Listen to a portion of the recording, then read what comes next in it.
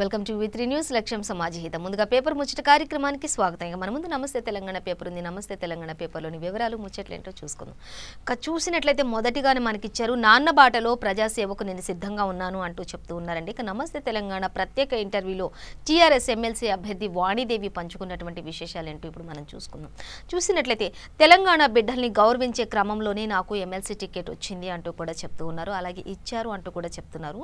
TRS నాకు ticket ఇవ్వడంలో రాజకీయ లబ్ధి కోణం ఏమాత్రం కూడా లేదు అంటూ కూడా ఆవిడ స్పష్టం చేయడం జరుగుతోంది. ఇంకా మనం చూస్తే రాజకీయ లబ్ధికి అయితే పీవీకి బీజేపీ భారతరత్న ఇవ్వచ్చు కదా అంటూ కూడా చెప్తూ ఉన్నారు వాణిదేవి. అయితే ఇందులో ఎటువంటి రాజకీయాలు లేవు, కానీ కేవలం ఈ యొక్క తెలంగాణ బిడ్డలకు మరి మంచి చేయాలనే ఉద్దేశంతో నాకు ఈ యొక్క టికెట్ ఇవ్వడం జరిగింది టీఆర్ఎస్ పార్టీ నేతలు అంటూ కూడా ఆవిడ చెప్పడం జరుగుతుంది. ఇందులో ఎట్లాంటి రాజకీయాలు కూడా లేవు అంటూ కూడా స్పష్టంగా చెప్తూ ఉన్నారు. ఇక తెలంగాణ బిడ్డల్ని గౌరవించే ఇదితోనే ఆ యొక్క ఉద్దేశంతో నాకు ఈ టికెట్ ఇవ్వడం జరిగింది తెలంగాణ రాష్ట్ర ప్రభుత్వం అంటూ కూడా ఆవిడ చెప్పడం జరుగుతుంది. ఇంకా చూసినట్లయితే ఇక 30 ఏళ్ల విద్యారంగ అనుభవాన్ని పట్టభద్రుల కోసం ఉపయోగిస్తాను నేను అంటూ కూడా వాణిదేవి గారు చెప్పడం జరుగుతుంది. ఇంకా మనం చూసినట్లయితే ఇక మాజీ ప్రధాని పీవీకి సీఎం కేసీఆర్కు ఎన్నెన్నో పోలికలు ఉన్నాయి అంటూ కూడా ఆవిడ చెప్తూ ఉన్నారండి. అలాగే నాయన దేశాన్ని గట్టెక్కించారు, కేసీఆర్ తెలంగాణను కాపాడారు అంటూ కూడా ఆమె ఎంతగానో చెప్తూ వస్తూ ఉన్నారు. అలాగే బాపు బాటలో నడుస్తున్నది టీఆర్ఎస్ఏ, అందుకే ఆ పార్టీలో నేను చేరాను అంటూ కూడా వాణిదేవి చెప్పడం జరుగుతుందండి.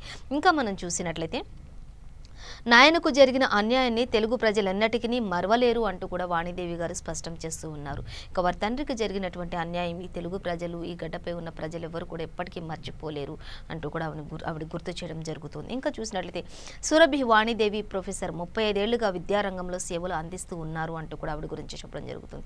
దాదాపు 1,50,000 మంది గ్రాడ్యుయేట్లను తయారు చేసి వారి కాళ్లపై వారు నిలదొక్కునేలా తీర్చిదిద్దిన మహాఘనత వాణిదేవి గారి సొంతం అంటూ కూడా చెప్తూ ఉన్నారు. అలాగే మాజీ ప్రధానమంత్రి పివి నరసింహారావు కూతురు ఆమె అంటూ కూడా చెప్తూ ఉన్నారండి. అలాగే ఇంకా చూసుకున్నట్టయితే ఇక మహబూబ్ నగర్ పట్టాభద్రుల స్థానానికి ఎమ్మెల్సీ అభ్యర్థిగా పోటీ చేస్తున్నారు. పట్టాభద్రుల సమస్యలను పరిష్కరించడానికి తనకు దొరికిన మంచి అవకాశంగా దీన్ని భావిస్తున్నారు వాణిదేవి అంటూ కూడా మనకి ఇక్కడ ఎంతో క్లియర్గా స్పష్టంగా చెప్పడం జరుగుతుంది. అలాగే ఇంకా చూస్తే తన తండ్రి పివి నరసింహారావుకు ముఖ్యమంత్రి కేసీఆర్ మధ్య ఎంతో సారూప్యత ఉన్నదని కూడా ఆమె మాటల్లోనే చెప్తూ వస్తూ ఉన్నారంటూ కూడా ఇచ్చారని. ఇక ఇద్దరు కూడా ప్రజల కోసం తప్పించేవారని ఆమె అభిప్రాయపడ్డారు అంటూ కూడా మనకి ఇక్కడ మరి నమస్తే తెలంగాణ పేపర్లు ఇచ్చారు. అలాగే ఇంకా చూసినట్లయితే ఇక నమస్తే తెలంగాణకు వాణిదేవి ఇచ్చిన ప్రత్యేక ఇంటర్వ్యూలో మరి ఆమె ఎన్నో విషయాలను పంచుకున్నటువంటి మరి ఈ యొక్క ఈ విషయాలన్నింటినీ కూడా ఆమె పంచుకున్నారు. అలాగే వారి తండ్రి గారి గురించి, అలాగే సీఎం కేసీఆర్ గారి గురించి, వారిద్దరి మధ్యలో ఉన్నటువంటి సాన్నిహిత్యాన్ని గురించి ఆవిడ పంచుకున్నారు ఈ ఇంటర్వ్యూలో అంటూ కూడా ఇచ్చారు. ఇంకా పూర్తి వివరాలు మాత్రం మనం పేపర్ 2లో చూడొచ్చు అంటూ కూడా ఇచ్చినట్లుగా తెలుస్తుంది. ఇంకా మనం చూసినట్లయితే గ్యాస్ బండ ధర మళ్ళీ 25 రూపాయలకు పెంపు అంటూ ఇచ్చారండి. ఇక సబ్సిడీయేతర వర్గాలకు వర్తింపు అంటూ కూడా ఇచ్చారు. అలాగే ఒక్క నెలలోనే 3 సార్లు ఇలాంటి గ్యాస్ సిలిండర్లపై ఇలా పెరుగుతూ వస్తున్న ధరలు అంటూ కూడా చెప్తున్నారు. అలాగే ఇంకా 3 సార్లు పెరగడంతో మరి వినియోగదారులంతా కూడా ఆందోళన చెందుతున్నారు అంటూ కూడా ఇచ్చారండి. ఇక మొత్తంగా వినియోగదారులపై పడే భారం ఎంత అంటే ఇప్పటి వరకు 3 సార్లలో 100 రూపాయల వరకు పెరుగుతూ వస్తుంది అంటూ కూడా మనకి ఇక్కడ ఇచ్చారండి. కాబట్టి మరి ప్రభుత్వం తీసుకున్నటువంటి నిర్ణయాలను వెనక్కి తీసుకోవాలి. ప్రతిదీ ఆయిల్ ధరల దగ్గర నుంచి, డీజిల్ ధర దగ్గర నుంచి, పెట్రోల్ దగ్గర నుంచి, ఇలా గ్యాస్ దగ్గర నుంచి ప్రతిదీ కూడా మరి రేట్లు పెంచుకుంటూ పోతూ ఉంది ప్రభుత్వం అంటూ కూడా వారు చెప్తూ ఉన్నారు. ఇంకా దీనిపై మరి ప్రభుత్వాలు ఆలోచించి నిర్ణయం తీసుకోవాలంటూ కూడా మరి ఆందోళనకారులంతా కూడా, బాధితులంతా కూడా మరి వారు నిరసన తెలుపుతున్నట్లుగా కూడా మనకి ఇక్కడ ఇచ్చారండి. ఒకేసారి ఈ విధంగా ఒక్కటే నెలలో 3 సార్లు ఇలా పెంచడంపై కూడా కాస్త ఆందోళన వ్యక్తం అవుతోంది ప్రజల్లో అంటూ కూడా చెప్తూ ఉన్నారండి. ఇక ఈ భారం అనేది సామాన్య ప్రజలపై ఎక్కువగా పడుతూ ఉంది కాబట్టి మరి దీన్ని కేంద్ర ప్రభుత్వం ఆలోచించాలి అంటూ కూడా పలువురు వ్యాఖ్యానిస్తూ ఉన్నారు. ఇంకా మనం చూసినట్లయితే అదుపులో ఉండాలి అంటూ సోషల్ డిజిటల్ మీడియా నియంత్రణకు రూల్స్ పెడుతూ వస్తున్నారు. ఇక విద్వేష ప్రచారం, తప్పుడు వార్తలపై కఠిన చర్యలు ఉండబోతున్నాయి ఎక్కడి నుంచి అంటూ కూడా మనకి ఇక్కడ ఇచ్చారండి. ఇక సీరియస్ కేసులు 24 గంటల్లోగా చర్యలు తీసుకోవాలి, కోర్టు ప్రభుత్వం వద్దన్న వార్తలను ప్రసారం చేయొద్దు అంటూ కూడా కొందరు చెప్తూ వస్తున్నారు. కోర్టు ఏదైతే చెప్తుందో, ప్రభుత్వం ఏదైతే చెప్తుందో అటువంటి వార్తల్ని సోషల్ మీడియాలో ఏమాత్రం కూడా మరి ప్రసారాలు చేయొద్దు అంటూ కూడా ఈసారి నుంచి ఏదైనా మరి కోర్టు కానీ మరి ప్రభుత్వం కానీ చెప్పిన వాటికి వ్యతిరేకంగా ఏవైనా సోషల్ మీడియాలో పోస్టులు పెట్టినట్లయితే వారిపై కఠినమైన చర్యలు తీసుకునే అవకాశం ఇక నుంచి ఉంటుంది అంటూ కూడా చెప్తున్నారు. ఇక ఎవరైనా సరే అదుపులో ఉండాల్సిందే అంటూ మాత్రం మనకి ఇక్కడ క్లియర్గా ఇచ్చారండి. అలాగే ఫేక్ న్యూస్ పై ప్రభుత్వం అడిగిన సమాచారం అంతా ఖచ్చితంగా ఇవ్వాల్సిందే అంటూ కూడా చెప్తున్నారు. ఇంకా మనం చూసినట్లయితే ఇక ఓటీటీలకు కూడా నియమావళి ఉండాలి, మూడంచెల ఫిర్యాదుల వ్యవస్థ, కేంద్ర మార్గదర్శకాలు ఇప్పటికీ ఆదేశాలు జారీ చేసినట్లుగా కూడా తెలుస్తుంది. ఈ విషయాలపై ఎవరైనా సరే తప్పుడు సమాచారం వ్యాప్తికి సంబంధించి ఏవైనా తప్పుడు సమాచారాలు అందిస్తే మాత్రం ఖచ్చితంగా వారిపై కఠిన చర్యలు తీసుకుంటే వారి ఎంతటి వారైనా సరే వారికి ఖచ్చితంగా శిక్ష పడి తీరుతుంది అంటూ కూడా మనకి ఇక్కడ ఎంతో క్లియర్గా ఇచ్చారని. ఇంకా మనం చూసినట్లయితే ఇక కేటీఆర్ చెప్తున్నారు, ఇక ఉద్యోగాల లెక్క పక్కా ఉండబోతోంది అంటూ కూడా మరి చెప్తున్నారండి. ఇక 1,32,899 ఉద్యోగాల భర్తీ ఇప్పటి వరకు.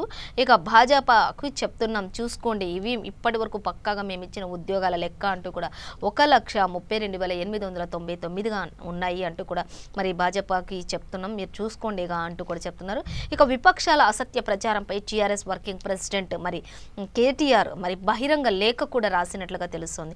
ఇక కేటీఆర్ బెస్ట్ ఐటీ మినిస్టర్గా అవార్డు ప్రకటించిన స్కోట్ అంటూ కూడా ఇచ్చారండి. కేటీఆర్ ఒక బెస్ట్ మినిస్టర్గా కూడా ఆయన అవార్డు గెలుచుకోవడం జరిగింది అంటూ కూడా స్కోచ్ ఇక అవార్డు ప్రకటించినటువంటి స్కోచ్ కూడా వారి గురించి ఇంకా కొన్ని విషయాలు పంచుకున్నారు. ఇక ఆ విషయాలన్నీ కూడా మనం పేపర్ 4లో చూడవచ్చు అంటూ ఇచ్చారండి. అయితే మొత్తంగా ఉద్యోగాల లెక్క కూడా మరి ప్రతిపక్షాలకి తెలిపినట్లుగా చెప్తూ వస్తున్నారు. ఇంకా మనం చూసినట్లయితే ఇక సాక్షి పేపర్ చూసుకుందాం.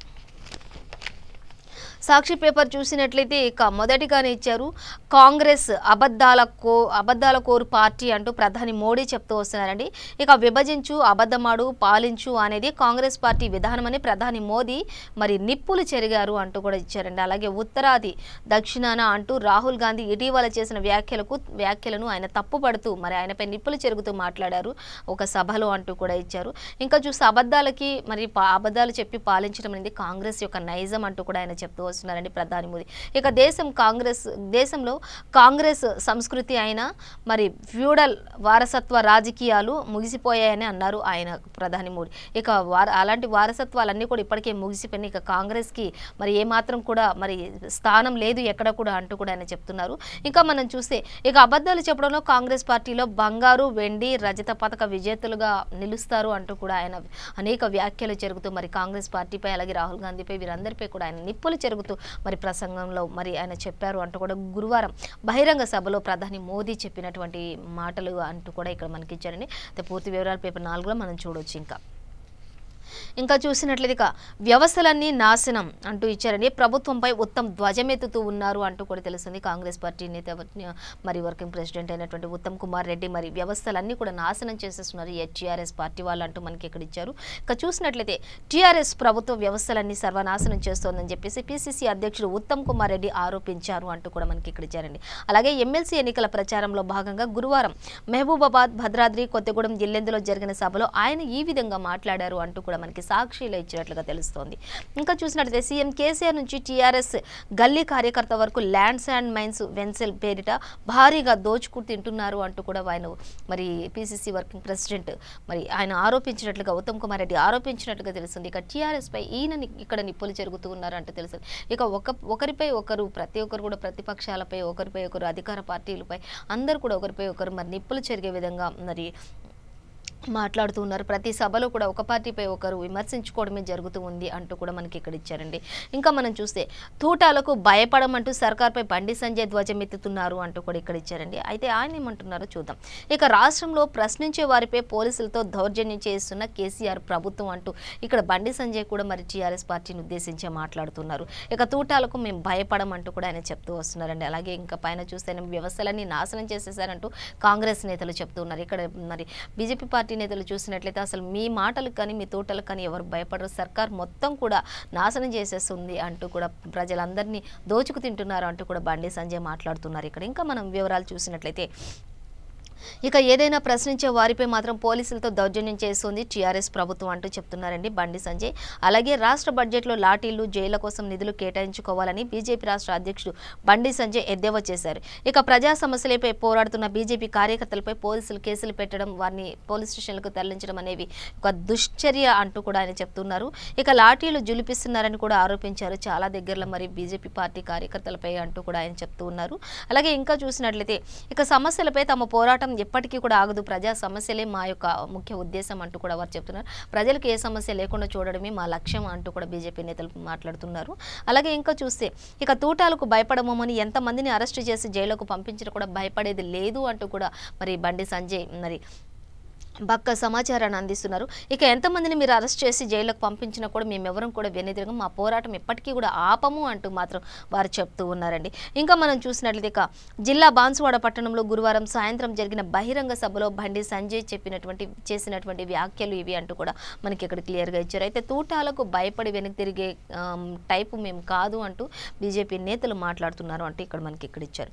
ఇంకా మనం చూసుకున్నట్లయితే ఇక ప్రైవేట్ టీకా రేట్ ఎంతో అంటూ క్వశ్చన్ మార్క్ పెట్టారండి. ఇక చూసుకున్నట్లయితే 300 నుంచి 400 మధ్య ఉండొచ్చు అంటున్న అధికారులు అంటూ మనకి ఇక్కడ ఇచ్చారండి. టీకా యొక్క కాస్ట్ అంటే కరోనా వ్యాక్సిన్కి సంబంధించి ఇప్పటి వరకు మరి కొంతమందికి మాత్రమే వైద్య అధికారులకు సంబంధించి మాత్రం ఇప్పటి వరకు ఇస్తూ వస్తున్నారు. కానీ ఇక సామాన్య ప్రజలకు పబ్లిక్లో కూడా ఈ యొక్క వ్యాక్సిన్ తీసుకురావాలి, అప్పుడే త్వరగా ఇది మరి పబ్లిష్ అవుతుంది. కాబట్టి దీని ద్వారా ఎక్కువగా మరి కరోనా కేసులను అరికట్టగలగవచ్చు. ప్రతి ఒక్కరికి సామాన్య ప్రజలకు కూడా అందరికీ కూడా అందుబాటులో ఉండే విధంగా దీనిని తీసుకురావాలని మరి ప్రభుత్వం కూడా ఎన్నో చర్యలు చేస్తూ వస్తుంది. అయితే దీని కాస్ట్ ఇంకా పూర్తిగా నిర్ణయించలేదు, కానీ 300 నుంచి 400 రూపాయల మధ్యలో ఉండొచ్చు అంటూ మాత్రం ప్రభుత్వం అంచనాలు వేస్తూ ఉంది. కాబట్టి దీని యొక్క కాస్ట్ ఒకవేళ ఉండొచ్చు అంటే అధికారులు చెప్తున్నారు. ఇక మార్చి 1 నుంచి 60 ఏళ్లు పైబడిన వారందరికీ 45 నుంచి 60 ఏళ్ల మధ్య దీర్ఘకాలిక రోగులకు టీకాలు వేసే అవకాశం ఉండొచ్చు అంటూ కూడా చెప్తూ ఉన్నారు. అలాగే ప్రభుత్వ ఆసుపత్రులతో పాటు 236 ప్రైవేట్ ఆసుపత్రులకు కూడా ఈ యొక్క అనుమతిని ఇవ్వబోతోంది రాష్ట్ర ప్రభుత్వాలు, కేంద్ర ప్రభుత్వాలు అంటూ కూడా మనకి ఇక్కడ ఇచ్చారండి. ఇది త్వరగా మరి ప్రైవేటీకరణం చేస్తేనే త్వరగా అందరిలో కూడా ఇది వెళ్ళిపోతుంది. ఈ వ్యాక్సిన్ అనేది ఈ ప్రక్రియ కొనసాగుతుంది. ప్రతి ఒక్కరు కూడా ఇప్పించుకునే అవకాశం ఉంటుంది. ధర కూడా మినిమం అందరూ కూడా ఇప్పించుకునే విధంగా ఉంటేనే బాగుంటుంది అనే విధానంతో 300 నుంచి 400 మధ్యలో కూడా దీని ధర నిర్ణయించడం జరిగింది అంటూ కూడా ఇచ్చారు. అయితే పూర్తి సమాచారం మాత్రం మనకి ఇంకా ఇవ్వలేదు. ఇక త్వరలోనే మరి రాబోతుంది అంటూ కూడా మనకి ఇక్కడ ఇచ్చారు. మార్చి 1 నుంచి మాత్రం ఈ యొక్క పూర్తి నిర్ణయాలు మనకి వెల్లడవుతాయంటూ కూడా ఇచ్చారు. అయితే నేడు మాత్రం భారత్ బంద్కు పిలుపునిచ్చారు అంటూ కూడా మరొక దగ్గర మనకి ఇచ్చారండి. ఇంకా నేడు ఈ రోజు మాత్రం భారత్ బంద్ అంటూ ఇచ్చారు. ఇక దానికి సంబంధించిన వివరాలు అయితే పేపర్ 4లో మనం చూసుకోవచ్చు. ఇంకా చూసుకున్నట్లయితే ఇక ఉద్యోగాలపై విపక్షాలది కొత్త నాటకం అంటూ కేటీఆర్ చెప్తున్నారండి. ఇక అసత్యాలతో గందరగోళం పరిచే యత్నాలు చేస్తూ వస్తున్నారు. ఇప్పటి వరకు మేము చూస్తూ ఊరుకున్నాం, కానీ ఇప్పటి వరకు మీరు ఎన్ని చేసినా చూస్తారు, కానీ ఉద్యోగాలపై మాత్రం నేను పక్కా మరి సమాచారాన్ని అందించగలను, ఎంతమందికి ఇప్పటి వరకు ఉద్యోగాలు ఇచ్చామో కూడా నేను చెప్పగలను అంటూ ఇంతకుముందే మనం నమస్తే తెలంగాణ పేపర్లో చూసుకున్న విధంగా ఇప్పుడు సాక్ష్యాలు కూడా ఇచ్చారండి. 1,2899 మందికి ఇప్పటివరకు ఉద్యోగాలు ఇచ్చామంటూ కూడా ఆయన ఖచ్చితంగా నియామకాలు జారీ చేసినట్లుగా తెలుస్తుంది. ఇక ప్రైవేట్ రంగంలో 14 లక్షల ఉద్యోగాలు. జానారెడ్డి లాంటి నేతల నోట సభ్యత లేని మాటలు, అసత్యాలు ప్రచారం చేయడం అనేవి మరి ఈ యొక్క నేరం కింద ఆయన పరిగణిస్తున్నారు. ఇక నేతల నోట అసత్యాలు ప్రకటించడం ఎంతవరకు సబబు అంటూ కూడా ఆయన క్వశ్చన్ చేస్తున్నారు కేటీఆర్. అలాగే టీఆర్ఎస్ వర్కింగ్ ప్రెసిడెంట్ కేటీఆర్ ఒక బహిరంగ లేఖను కూడా రాసినట్లుగా మనకి ఇక్కడ ఇచ్చారు. కాబట్టి ప్రతిపక్షాల అసత్యాలు ప్రచారం చేయడం మానుకోవాలి అంటూ కూడా చెప్తున్నారు. ప్రతిదీ కూడా ఆయన పకడ్బందీగా ప్రతిదీ కూడా మరి నేను ఇలా చేశాను అంటూ ప్రతిదీ ఖచ్చితంగా ఆయన అన్నీ కూడా చూపిస్తూ వస్తున్నారు అంటూ కూడా చెప్తున్నారు కేటీఆర్. ఇక ఉత్తమ ఐటీ మంత్రిగా కేటీఆర్కి ఇప్పటికే ఒక అవార్డును కూడా స్కోచ్ ప్రకటించినట్లుగా తెలుస్తుంది. ఇక దానికి సంబంధించి పూర్తి వివరాలు మాత్రం మన పేపర్ 2లో చూడొచ్చు. అయితే ఆయన ఎంతో మరి ఉత్తమ ఐటీ మంత్రిగా మరి అభివృద్ధి చెందుతూ ఇప్పటి వరకు అందరికీ ఆదర్శంగా నిలుస్తున్నారు అనేది మాత్రం ఒక విషయం అంటూ కూడా మనకి ఇక్కడ ఇచ్చారు. ఇంకా మనం చూసినట్లయితే మనకి సాక్ష్యాలు కూడా ఇచ్చారండి. ఇక సిలిండర్ ధర మళ్ళీ పెంచుతున్నారు 25 రూపాయలకు అంటూ ఇచ్చారు. ఇక ఒక్క నెలలోనే 100 రూపాయల మేర పెరిగిన గ్యాస్ ధర. హైదరాబాద్లో ప్రస్తుత ధర చూసుకున్నట్లయితే 846.50 ఉంది అంటూ మనకి ఇక్కడ ఇచ్చారు. అయితే ఓ పక్క పెట్రోల్ డీజిల్ ధరలు రాకెట్ వేగంతో దూసుకుపోతున్న ఈ సమయంలోనే మళ్ళీ ఒక మరి వంట గ్యాస్ ధరలు కూడా పెంచడం అనేది సిలిండర్ ధర కూడా వాటితో పోటీ పడుతూ పెరుగుతూ వస్తోంది అంటూ కూడా మరి మహిళలు అలాగే ఇంకా దీనికి సంబంధించిన వారంతా సామాన్య ప్రజలంతా కూడా మరి ఆందోళన వ్యక్తం పరుస్తున్నట్లు ఇక్కడ ఇచ్చారండి. అయితే చూసుకున్నట్లయితే ఆయిల్ కంపెనీలు గురువారం మళ్ళీ మరో 25 రూపాయల మేర పెంచేశాయి. దీంతో హైదరాబాద్లో 14.2 కేజీల సిలిండర్ ధర 846కు చేరింది ఇప్పటికే అంటూ కూడా తెలుస్తుంది. ఇంకా చూసినట్లయితే ఇక ఒక్క నెలలోనే సిలిండర్ ధర ఏకంగా 100 రూపాయల మేర పెరిగిపోవడంతో సామాన్యుడికి చుక్కలు కనబడుతున్నాయి ఈ విషయాల్లో అంటూ కూడా మనకి ఇక్కడ ఇచ్చారు. ఇక సామాన్య ప్రజలను దృష్టిలో ఉంచుకొని ప్రభుత్వాలు ఏదైనా సరే ధరలు పెంచే ముందు ఆలోచించండి ఒకసారి అంటూ కూడా సామాన్య ప్రజలు కూడా ఆవేదన చెందుతూ ఉన్నారు. ఇక గ్యాస్ పెంపకం విషయంలో, గ్యాస్ ధర పెంచే విషయంలో అంటూ ఇచ్చారు. ఇంకా చూసుకున్నట్లయితే ఇక సోషల్కు చెక్ అంటూ ఇచ్చారండి. సోషల్ మీడియాకు కేంద్ర కఠిన నిబంధనలు అంటూ ఇచ్చారు. కేంద్రం ఇక్కడ నుంచి సోషల్ మీడియాలో ఏ పోస్ట్ పడితే ఆ పోస్టులు పెట్టడానికి వీల్లేదు. ఒకవేళ ప్రభుత్వానికి కానీ అసత్య ప్రచారాలు కానీ ఏవైనా చేశారు అంటే ఆ చేసిన వారు ఎంతటి వారైనా సరే వారిపై కఠిన చర్యలు తీసుకోబడతాయి అంటూ కూడా సోషల్కు చెక్ పెట్టేది వచ్చేసింది ఇక అంటూ కూడా ఇప్పటికే కోర్టు కూడా ఒక ఆదేశాలు జారీ చేస్తున్నట్లుగా తెలుస్తోంది. ఇంకా ఓటీటీ కంటెంట్ పైన కూడా 3 అంచెల నిఘా పెడుతూ వస్తున్నారు. అలాగే ఫిర్యాదులపై తక్షణం స్పందించాలి, అందుకు సమగ్ర వ్యవస్థ కూడా ఒకటి ఉండాలి అంటూ కూడా చెప్తూ వస్తున్నారండి. ఇక నుంచి మహిళల గౌరవాన్ని దెబ్బతీసే సమాచారం కానీ అలాంటి దృశ్యాలను కానీ సత్వరమే ఎటువంటివి ఉన్నా సరే అవన్నీ తొలగించాల్సిన అవసరం ఉంది ఇక నుంచి అంటూ కూడా ఇచ్చారు. ఇక సోషల్ మీడియాలో జవాబుదారీకే ఈ నిబంధనలన్నీ కేంద్ర ఐటీ మంత్రి అంటూ కూడా ఆయన కూడా కొన్ని వ్యాఖ్యలు చేసినట్లుగా తెలుస్తుంది. ఖచ్చితంగా ఇక నుంచి మహిళలపై కానీ కొన్ని అసభ్య ప్రచారాలు కానీ ఏవి ఉన్నా కూడా వాటన్నిటికీ చెక్ పెట్టాల్సిన అవసరం ఎంతైనా ఉంది. ఒకవేళ ఇంకా ప్రభుత్వానికి విరుద్ధంగా ఎవరైనా నిబంధనలు ఉల్లంఘించి ప్రవర్తిస్తే మాత్రం వారిపై కఠిన చర్యలు తీసుకుంటాం ఖచ్చితంగా అంటూ కూడా చెప్తూ ఉన్నారు. ఇంకా మనం చూసినట్లయితే ఇక వెలుగు పేపర్ చూసుకుందాం. వెలుగు పేపర్ చూసినట్లయితే ఇక మొదటి రోజు టీకా లీడర్లకు అంటూ ఇచ్చారండి. ఇక్కడ మనం చూద్దాం, మొదటిగానే ఇక్కడ ఇచ్చారు. ఇక సెలబ్రిటీలకు కూడా వేయించే ఛాన్స్ ఉంటుంది కరోనా వ్యాక్సిన్ అంటూ ఇచ్చారు. అలాగే ప్రజల్లో వ్యాక్సిన్ పై అపోహలు భయం పోగొట్టడమే లక్ష్యంగా దీనిని మరి ముందుకు తీసుకెళ్తున్నామంటూ కూడా చెప్తూ ఉన్నారు. ఇక మార్చి 1 నుంచి 2వ దశ వ్యాక్సినేషన్ ఏర్పాట్లు జరుగుతున్నాయి ఇప్పటికే అంటూ తెలుస్తుంది. దీని యొక్క కాస్ట్ను కూడా ఇప్పటికే వివరించేశారు అధికారులు అంటూ కూడా తెలుస్తుంది ఈ పేపర్లో మాత్రం.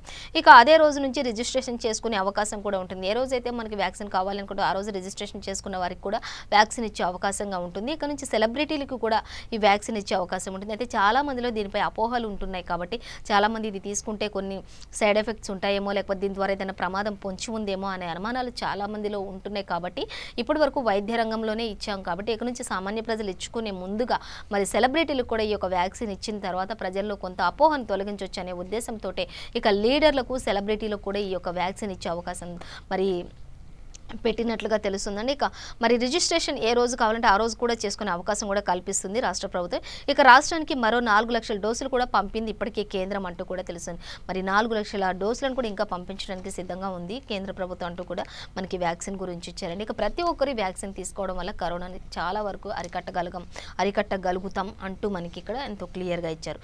ఇంకా మనం చూస్తే కోల్డ్ చైన్ పాయింట్లు కూడా అన్ని రెడీ అయిపోయాయి. అంటే వ్యాక్సినేషన్ భద్రపరిచే విధానాన్ని కూడా ప్రతి ఒక్క కోల్డ్ సెంటర్ను కూడా రెడీ చేసేసారు అంటూ కూడా మనకి పూర్తి వివరాలు మనకి వెలుగులో ఇచ్చేసారండి. ఇంకా చూసినట్లయితే ఇక మనం గలీజ్ వీడియోలు ఫేక్ పోస్టులు నడువై ఇక నుంచి అంటూ ఇచ్చారండి. ఇక సోషల్ మీడియా ఓటీటీల కంట్రోల్కు ఎథిక్స్ కోడ్ పెట్టారు అంటూ ఇచ్చారు. ఇక కొత్త రూల్స్ను ప్రకటించిన కేంద్ర ప్రభుత్వం ఇప్పటికీ అంటూ కూడా తెలుస్తుంది. ఇక ఓటీటీలో 5 ఏజ్ గ్రూపులు ఉంటాయి అంటూ కూడా చెప్తున్నారు. ఇక ఈ మధ్య ఓటీటీలు బాగా పెరిగిపోయి వెబ్ సిరీస్లలో అసభ్య సన్నివేశాలు ఎక్కువైపోతున్న నేపథ్యంలోనే కేంద్ర ప్రభుత్వాలు ఈ నిర్ణయాలు తీసుకున్నాయంటూ కూడా తెలుస్తుంది. ఇక సెన్సార్ లేకపోవడంతో మరి ఇక బూతులు అసభ్య సన్నివేశాలు వచ్చేస్తున్నాయి. ఇక దీంతో ఓటీటీల్లో కంటెంట్ 5 ఏజ్ గ్రూపులుగా విడగొట్టేందుకు కేంద్రం కొన్ని కొత్త రూల్స్ని తీసుకొచ్చి పెట్టింది అంటూ కూడా ఇచ్చారు. ఇక వాటి ప్రకారమే ఉండబోతాయి ఏదైనా సరే అంటూ కూడా ఏ ఏజ్కు సంబంధించి ఏవి చూడాలి అంటూ కూడా ఇక్కడ అన్నీ కూడా ఏజ్ను బట్టి కంటెంట్ను విభజించినట్లుగా కూడా మనకు ఒక చిత్రాన్ని కూడా ఒక పటాన్ని కూడా మనకి ఇక్కడ ఇచ్చారండి. ఇంకా అవన్నీ కూడా మనం చూడచేస్తే ఇక నుంచి మాత్రం గలీజ్వి కానీ ఏదైనా సోషల్ మీడియాలో ఏదైనా మహిళల గురించి అసభ్య ప్రచారాలు కానీ ఇలాంటివి ఏవైనా కూడా నడవై ఖచ్చితంగా వాటికి సంబంధించి కొన్ని కోడ్స్ ఉంటాయి అంటూ కూడా చెప్తూ వస్తున్నారు. ఇంకా మనం చూసుకున్నట్లయితే ఇక కేటీఆర్కు స్కోచ్ అవార్డు అంటూ ఇచ్చారండి.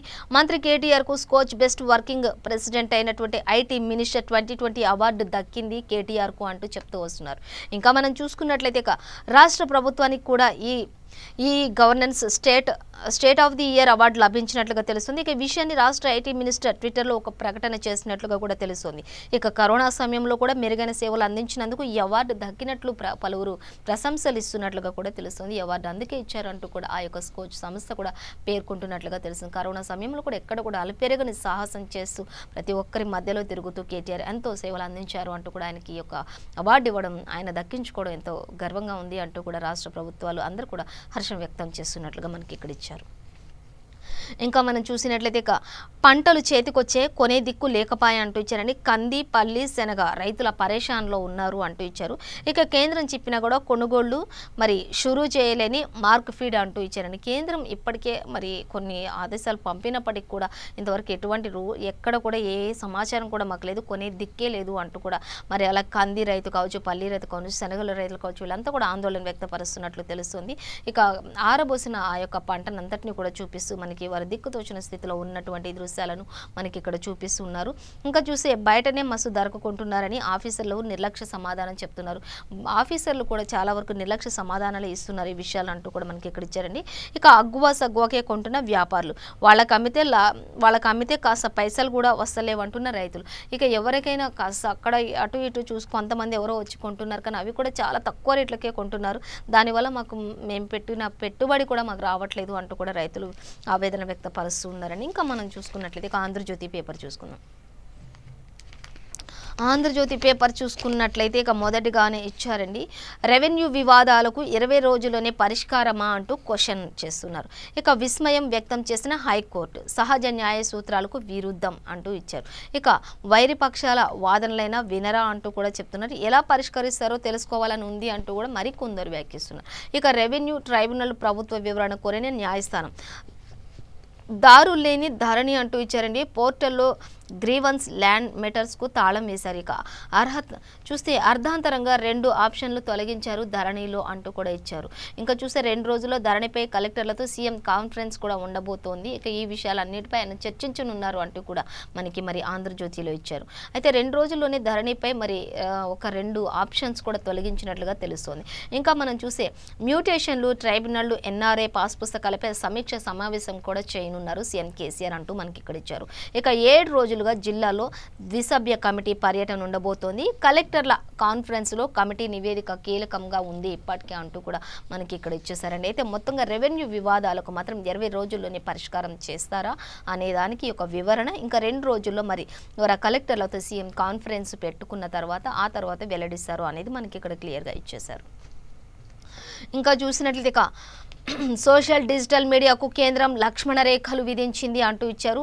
ఇక నగ్న మార్ఫింగ్ చిత్రాలకు 24 గంటల్లో తొలగించాల్సిందే ఇప్పుడు అంటూ తెలుస్తుంది. ఏవైనా అసభ్యకరమైనటువంటి చిత్రాలు కానీ, పోస్టులు కానీ, మహిళలపై అసభ్యకరమైనవి కానీ ఏవి ఉన్నా సరే సోషల్ మీడియాల నుంచి అవన్నిటికీ కూడా చెక్ పెట్టాలి. 24 గంటల్లో వాటిని తొలగించాల్సిందే అంటూ కూడా ఇప్పటికే దేశ సమగ్రతకు భంగం కలిగించే వ్యాఖ్యలను మొదటగా పోస్ట్ చేసిన వారిని గుర్తించి ఆ తర్వాత వారిపై కఠిన చర్యలు కూడా తీసుకోబడతాయి ఇక నుంచి అంటూ కూడా మనకి ఇక్కడ ఇచ్చారు. ఇక 15 రోజుల్లోగా ఫిర్యాదులను పరిష్కరించాలి. సోషల్ డిజిటల్ మీడియా ఓటీటీలకు కొత్త నిబంధనలు కూడా వచ్చేసాయి. ఇక నుంచి ఎవరు పడితే వాళ్ళు ఏది పడితే అది ఓపెన్ చేయడానికి కూడా లేకుండా నిబంధనలు పెట్టేసింది. ఇక 3 అంచెల ఫిర్యాదు పరిష్కార వ్యవస్థ ఏర్పాటుకు కూడా సూచనలు జారీ చేసింది అది కేంద్ర ప్రభుత్వం అంటూ కూడా మనకి ఇక్కడ ఇచ్చేసండి. కాబట్టి ఇక నుంచి ఇక లక్ష్మణ రేఖలు విధించేసింది. సోషల్ డిజిటల్ మీడియాకు చెక్ పెట్టేశారు. ఏది పడితే అది చూడడానికి ఇక నుంచి ఉండదు. ఒకవేళ అలాంటి పోస్టులు ఏవైనా ఉంటే ఇప్పటికి 24 గంటలు తొలగించాల్సింది అంటూ కూడా మనకి ఇక్కడ అది ఫేస్బుక్ కావచ్చు, అలాగే ట్విట్టర్ కావచ్చు, ఇంకోటి కావచ్చు ఏదైనా సరే వాటన్నింటిలో కూడా అవన్నీ 24 గంటల్లోకి ఇక తొలగించాల్సిన అవసరం ఉంది అంటూ మనకి ఇక్కడ ఇచ్చారు.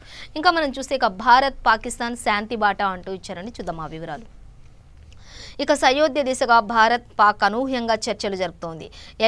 ఎల్ఓసి వద్ద కాల్పుల విరమణ, ఇతర పాత ఒప్పందాలు అంతే పక్కాగా అమలు చేస్తూ వస్తున్నారు అంటూ ఇచ్చారు.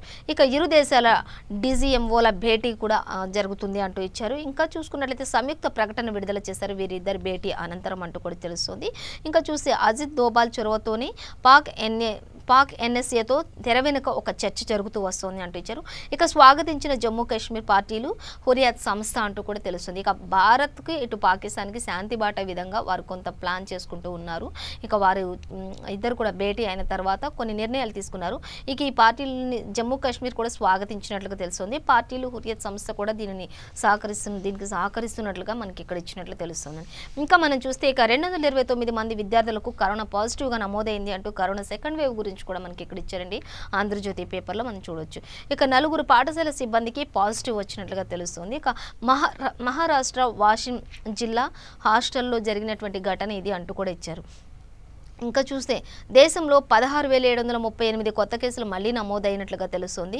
ఇక 138 మరణాలు కూడా సంభవించాయి దేశం మొత్తం చూసుకున్నట్లయితే అంటూ ఇచ్చారు.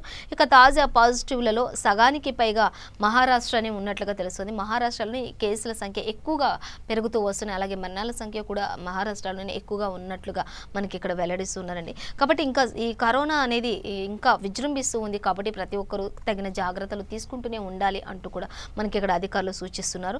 ఇంకా మహారాష్ట్రలో విద్యా సంస్థలు విద్యార్థులకు పెద్ద ఎత్తున కరోనా బారిన పడుతూ ఉన్నారు విద్యార్థులు ముఖ్యంగా అంటూ తెలుసు. నిన్న మొన్నటి వరకు ఎవరికి విద్యార్థులందరికీ కూడా మరి లాక్డౌన్, అలాగే ఇంకా స్కూల్స్ ఓపెన్ చేయకపోవడం, హాస్టల్స్ ఓపెన్ కాకపోవడంతో అందరూ కూడా సేఫ్గానే ఉన్నారు. కానీ ఎప్పుడైతే మరి 6, 7, 8 తరగతుల పిల్లలకు కూడా విద్యార్థులకు కూడా ఎప్పుడైతే స్కూల్స్ ఓపెన్ అయ్యాయో, అలాగే హాస్టల్స్ కూడా ఓపెన్ చేశారో అప్పటి నుంచి మళ్ళీ కరోనా సెకండ్ వేవ్ స్టార్ట్ అయినట్లుగా 229 మంది విద్యార్థులకు ఒకే దగ్గర మరి కరోనా పాజిటివ్గా నమోదైనట్లుగా తెలుస్తుంది. అందులో మరి మహారాష్ట్ర మొదటి స్థానంలో ఉంది అంటూ కూడా రండి.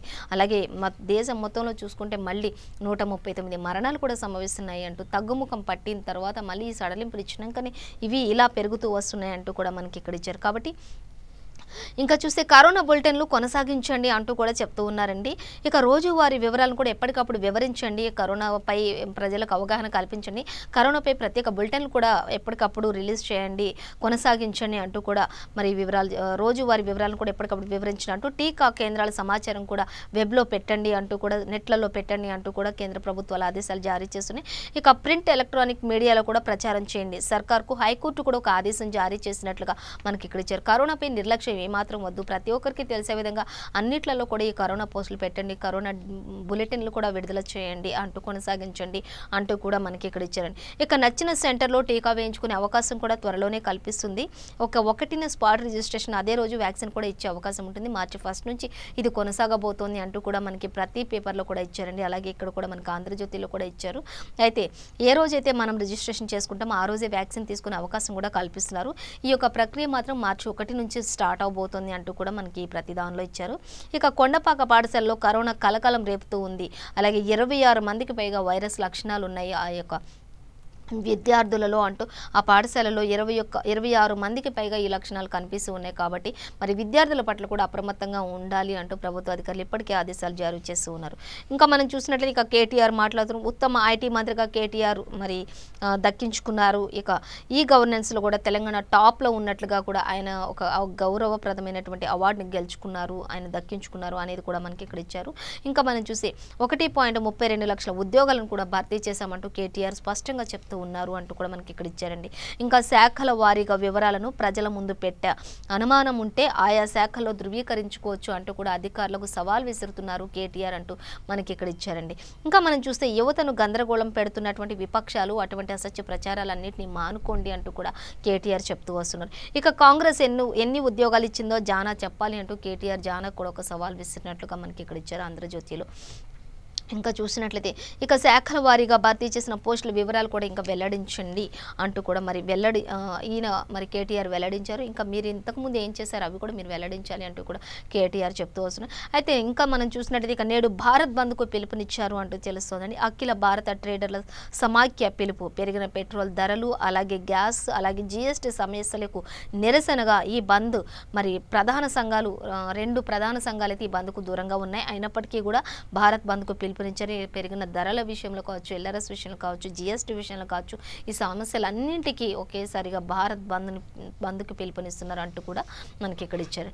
ఇంకా మనం చూసినట్లయితే ఏప్రిల్ 9న ఖమ్మంలో షర్మిల సభ అంటూ ఇచ్చారండి. ఇక మరి 1,00,000 మంది హాజరయ్యేలా ఏర్పాట్లు చేస్తున్నారు. పార్టీ ప్రకటన తేదీని వెల్లడించే ఛాన్స్ కూడా ఆ రోజే ఉంటుంది అంటూ కూడా ఇచ్చారు. ఇక షర్మిల రాబోయే మరి రోజుల్లో కొత్త పార్టీని ఆవిష్కరించబోతున్నారు అంటూ కూడా మరి మనకి ఇక్కడ సమాచారం ఇచ్చారు. అయితే ఏప్రిల్ 9న ఖమ్మంలో మాత్రం ఒక 1,00,000 మందితో కూడినటువంటి సభ ఏర్పాటు చేయడానికి ఇప్పటికే సన్నాహాలు జరుగుతున్నాయి. ఆ రోజు పార్టీ యొక్క విశేషాలు, పార్టీ యొక్క జెండా గురించి అన్నింటి గురించి ఆవిడ వివరించనున్నట్లుగా మనకి ఇక్కడ ఇచ్చినట్లు తెలుస్తుంది. ఇంకా మనం చూసినట్లయితే ఈనాడు పేపర్ చూద్దాం. ఈనాడు పేపర్ చూసినట్లయితే ఎక్కడున్న బిడ్డ అంటూ మొదటిగానే మనకి ఇక్కడ ఇచ్చారండి, చూడొచ్చు ఆ వివరాలు. ఇక 100 మందికి పైగా ఆచూకీ గల్లంతు, గల్ఫ్ దేశాల్లో తెలంగాణ వాసుల గోస ఇది అంటూ కూడా మనకి ఇక్కడ ఇచ్చారండి. ఇక మరి కన్నీరింకిన కళ్ళతో మరి వారి కుమారుల కోసం తల్లిదండ్రులు ఎంతగానో వేచి చూసి ఇక వారి ఫోటోలు పట్టుకొని మరి వారి కోసం ఎదురు చూపులు చూస్తూ ఉన్నారు అంటూ మనకి ఇక్కడ ఇచ్చారండి. అయితే ఎన్నటికైనా తిరిగి వస్తారని ఆయన వారి ఎదురు చూపులతో ఉన్నారు అంటూ కూడా తెలుస్తుంది. అయితే గల్ఫ్ దేశాల్లో మరి తెలంగాణ వాసులంతా కూడా అక్కడ చాలా మంది మరి ఆచూకీ లేకుండా గల్లంతయ్యారు అయ్యారు అంటూ కూడా వారి గురించి ఇక్కడ మనకి ఇక్కడ ఇచ్చారు. ఇక కొంతమంది గల్ఫ్లో పనిచేస్తున్నటువంటి కార్మికుల గురించి వారి తల్లిదండ్రుల వేదన ఇది అంటూ కూడా మనకి ఇచ్చారు. కానీ ఎప్పటికైనా వారి కుటుంబ సభ్యులు వస్తారు అని వారి కన్నిటి ఎదురు చూపులు, వారి నుంచి ఒక ఫోన్ కాల్ కానీ వారి ఆచూకీ కానీ ఏది కూడా తెలియకుండా గల్లంత అయిపోయారు చాలామంది. అక్కడ వారి కోసం మరి ఉన్నారా లేరా అనేది కూడా తెలియని పరిస్థితిలో ఆ యొక్క తల్లిదండ్రులు కన్నీరు మున్నీరుగా వెలిపిస్తూ వారి కోసం మరి ఎదురు చూస్తూ ఉన్నారు. ఇంకా వారి బంధువులు, వారి తల్లిదండ్రులు అంతా కూడా అంటూ మనకి ఇక్కడ ఇచ్చారండి. అయితే దానికి సంబంధించిన పూర్తి వివరాలు మాత్రం మనం పేపర్ 2లో చూసుకోవచ్చు. ఇంకా చూసినట్లయితే ఇది మీ సామాజిక బాధ్యత అంటూ ఇచ్చారండి. సోషల్ మీడియా సంస్థలు ఓటీటీలకు కేంద్ర నిబంధనలు అంటూ కూడా మనకి ఇక్కడ ఇచ్చినట్లుగా తెలుస్తుంది. ఇంకా మనం చూసినట్లయితే మరింత జవాబుదారీతనం అవసరమని కూడా స్పష్టీకరణ చేసేసింది ఎప్పటికీ అంటూ కూడా మనకి ఇక్కడ ఇచ్చారు. ఇంకా చూస్తే ఇక దేశంలో సామాజిక మాధ్యమాలను దుర్వినియోగం చేయకుండా కేంద్ర ప్రభుత్వం తీసుకున్నటువంటి ఈ యొక్క గొప్ప నిర్ణయం అంటూ కూడా తెలుస్తుంది. మహిళలపై అలాగే అసభ్యకరమైనటువంటి పోస్టులు, మహిళలపై వస్తున్నటువంటి అసభ్యకరమైనటువంటి విచ్చలవిడితనాన్ని, వారిపై చేస్తున్నటువంటి అఘాయిత్యాలు ఇవన్నిటికీ కూడా చెక్ పెట్టే విధానాన్ని తీసుకురావడానికి ఇది ఖచ్చితంగా సామాజిక బాధ్యత, ప్రతి ఒక్కరి బాధ్యత ఇది అంటూ కూడా కేంద్ర రాష్ట్ర ప్రభుత్వాలు హైకోర్టు ఇప్పటికే ఆదేశాలు జారీ చేసినట్లుగా తెలుస్తుంది. ఇంకా మనం చూసి ఇక టీకా గురించి ఇచ్చారండి మనకి ఇక్కడ. మరి ఒక్కో డోస్ ఖరీదు మినిమం 500 రూపీస్, 500 రూపాయలు ఉంటుంది అంటూ ఇచ్చారు. కానీ ఉంటుందా అనేది కూడా ఒక క్వశ్చన్ మార్క్. అంటే ఇంకా దాని యొక్క పూర్తి ఖరీదు అనేది, ఇంకా దాని యొక్క పూర్తి రేట్ ఎంత అనేది మాత్రం ఇంకా నిర్ణయించలేదు. కానీ ఒకవేళ 300 అని కొన్ని పేపర్లు ఇచ్చారు, మరి 400 ఉంటుంది అంటూ కొన్ని పేపర్లు ఇచ్చారు. కానీ ఇప్పుడు మనం ఈనాడులో చూసుకుంటే 500 రూపాయల లోపు ఉంటుందా అంటూ ఇచ్చారు. అయితే చూసుకోవచ్చు. ఇక నేడు రేపు ఈ సర్కారు ఈ విషయాన్ని కూడా ఖరారు చేయనున్నట్లుగా తెలుస్తుంది. ఇక ప్రైవేట్లో కూడా ఇది పంపిణీపై చర్చలు జరుగుతూ ఉన్నాయి. ఇక ప్రైవేటీకరణ చేస్తే ఇంకా తొందరగా ఈ యొక్క వ్యాక్సినేషన్ ప్రజల్లోకి ఎక్కువగా వెళ్తూ ఉంది కాబట్టి ఇక ప్రైవేట్ పరం కూడా చేద్దాం, దీని కాస్ట్ వచ్చేసి 500 అలా ఉంచుదాం అంటూ కూడా మరి రెండో దశ కరోనా స్టార్ట్ అవుతుంది కాబట్టి ఈ నిర్ణయం ప్రభుత్వం తీసుకుంది అంటూ కూడా ఇచ్చారు. ఇక కరోనా నివారణ చర్యలకు హైకోర్టు కూడా ఈ ఆదేశాలు జారీ చేసింది. ఇక ఇలా వ్యాక్సిన్ త్వరగా అందరిలోకి అమలు చేసినట్లయితే ఈ యొక్క వ్యాధిని త్వరగా అరికట్టొచ్చు అంటూ కూడా ఈ యొక్క నిర్ణయాలు తీసుకున్నట్లుగా మనకి ఇక్కడ ఇచ్చారండి. సో ఇంకా మనం చూసినట్లయితే ఇక ప్రభుత్వ ఆసుపత్రుల్లో టీకా పొందే వారికి ఉచితంగా ఇస్తామని ప్రకటించిన కేంద్ర ప్రభుత్వం. కానీ ప్రైవేట్లో తీసుకునే వారికి మాత్రం కొంత ఖరీదు ఉంటుంది. ఇక కొంత మాత్రమే డబ్బు చెల్లించాల్సిన అవసరం ఉంటుందని కూడా స్పష్టం చేయడంతో ఖరీదు ఎంత ఉండొచ్చు అనేది చర్చనీయాంశమైంది రాష్ట్రాలలో. అయితే ఆ యొక్క మరి ఎంత ఉంటుంది అనేది 60 ఏళ్ల పైబడిన వారికి, 46 నుంచి 60 ఏళ్ల పైబడిన వారికి, దీర్ఘకాలిక వ్యాధులతో ఉన్న వారికి అందరికీ కూడా ఇది అందించాలి. కాబట్టి ఇప్పటికే కేంద్ర ప్రభుత్వాలకు మరి కేంద్రం నుంచి రాష్ట్రాలకు 55 లక్షల మంది ఉంటారని మరి వైద్య రంగాల్లో అంచనా వేసి వారందరికీ సరిపోయినన్ని డోసులు కూడా పంపిస్తుంది. దానికి సంబంధించిన మరి యొక్క ఖరీదు కూడా 500 లోపే ఉండొచ్చు అనేది కూడా ఒక అంచనా వేశారు. అయితే దీనిని త్వరలోనే ఖచ్చితమైన నిర్ణయంతో వెల్లడిస్తామంటూ కూడా రాష్ట్ర ప్రభుత్వాలు మనకి చెప్తూ ఉన్నాయి. ఇంకా మనం చూస్తే ఇక ఉద్యోగాల భర్తీలో తిరుగులేని ప్రగతి అంటూ మంత్రి కేటీఆర్ బహిరంగ లేఖ కూడా రాశారు. ఆయన ఎన్ని ఉద్యోగాలు ఇప్పటివరకు ఇచ్చామో కూడా ఆయన ఖచ్చితంగా ఒక నంబర్తో సహా చూపిస్తున్నారు. అయితే మీరు ఇంతకుముందు ఏం చేశారో చెప్పాలి అంటూ జానారెడ్డిపై కూడా ఒక సవాల్ విసిరారు మరి కేటీఆర్. అయితే మేము చేసేదంతా పక్క ప్లాన్ ప్రకారం మీకు చూపిస్తున్నాం, కానీ మీరు చేసినవి ఏమున్నాయి మీరు కూడా చూపించాలి అంటూ కూడా వారికి సవాల్ విసురుతూ వస్తున్నారు కేటీఆర్. సో ఇవ్వండి వాళ్ళ పేపర్ ముచ్చట కార్యక్రమం విశేషాలు. మరో పేపర్ ముచ్చట కార్యక్రమంతో మళ్ళీ రేపు కలుసుకుందాం. సెలవు, నమస్కారం. చూస్తూనే ఉండండి V3 న్యూస్, లక్ష్యం సమాజ హితం.